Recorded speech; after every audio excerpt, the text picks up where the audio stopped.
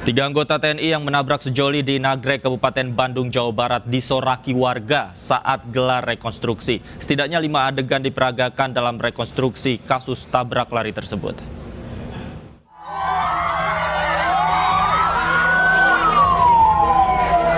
Warga menyoraki ketiga anggota TNI Angkatan Darat saat Pusat Polisi Militer menggelar rekonstruksi kasus tabrak lari sejoli di kawasan Nagrek, Kabupaten Bandung, Jawa Barat.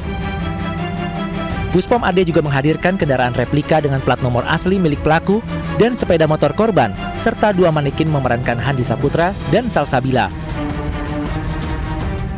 Setidaknya ada 5 adegan yang diperagakan dalam rekonstruksi ini. Termasuk adegan korban Salsabila ditarik dari kolong mobil dan dibawa ke pinggir jalan, hingga dimasukkan ke dalam mobil melalui pintu tengah oleh tersangka 1 dan 2. Saksi yang melihat peristiwa mengenaskan pada 8 Desember lalu pun dihadirkan dalam rekonstruksi ini. Posisi korban pada saat itu lagi di mana, Pak? Di kolong mobil, di jalan satu. Dua-duanya di kolong mobil apa? Enggak, yang perempuan doang yang di mobil. Yang di bawah mobil. Kalau yang laki-laki mah di bawah jalan, di tengah jalan. Pak, ini Pak udah selesai kan reka adegan, itu sesuai nggak sama kejadian kemarin? Ya, pas seperti itu udah saya yang lihat saya. Rekonstruksi tabrak lari Nagrek juga digelar di Kabupaten Banyumas, Jawa Tengah. Rekonstruksi digelar di atas jembatan Manganti Rawalo. Dalam rekonstruksi yang digelar selama 20 menit ini, ketiga pelaku membuang Handi dan Salsa ke Sungai Tajum.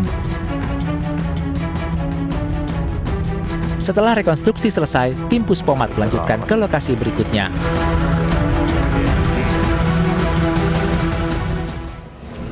Dan pemirsa, untuk mengetahui lebih lanjut terkait kasus ini, kami sudah terhubung dengan kontributor Mujib Prayitno di sana. Selamat malam, Mujib. Bagaimana jalannya rekonstruksi tadi? Ya, malam David dan pemirsa. Rekonstruksi tadi yang berlangsung di Ciaro, Kecamatan Nagrek, Kabupaten Bandung berlangsung sangat singkat, hanya sekitar 10 hingga 13 menit saja. Jadi 5 adegan yang diperagakan adalah mulai dari adegan penabrakan, kemudian pengevakuasian 2 korban yaitu Salsabila dan Handi, hingga keduanya diangkat ke mobil. Dan itu ikut dalam rekonstruksi, saksi kunci juga dihadirkan yaitu Bapak Oseng yang melihat kejadian hingga membantu evakuasi kedua korban ke dalam mobil.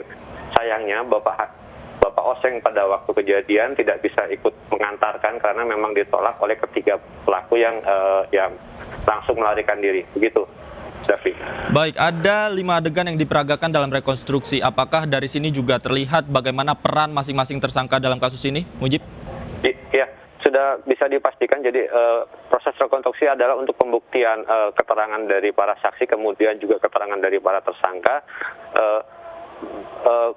Dua anak buah dari P memang yang melakukan evakuasi pertama, terus kemudian P kemudian membantu melakukan evakuasi termasuk korban Salsabila yang saat itu berada di bawah kolong mobil. Jadi dari keterangan dari saksi tadi bahwa proses rekonstruksi sesuai dengan yang dia ceritakan dan dia saksikan ketika tanggal 8 Desember waktu itu. Begitu, Davi? Baik. Siapa yang mengangkat kedua korban ke dalam mobil?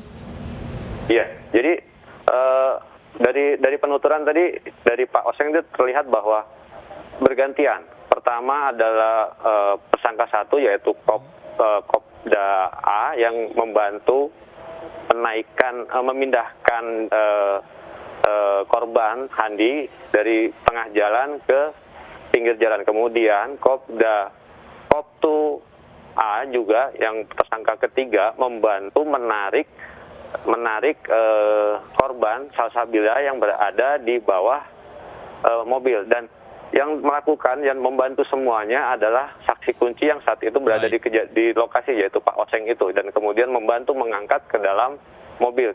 Baik. Begitu. Baik, artinya rekonstruksi yang dilakukan sudah sesuai dengan keterangan saksi kunci. Baik, terima kasih Mujib Prayitno sudah bergabung bersama kami di iNewsroom. Selamat malam.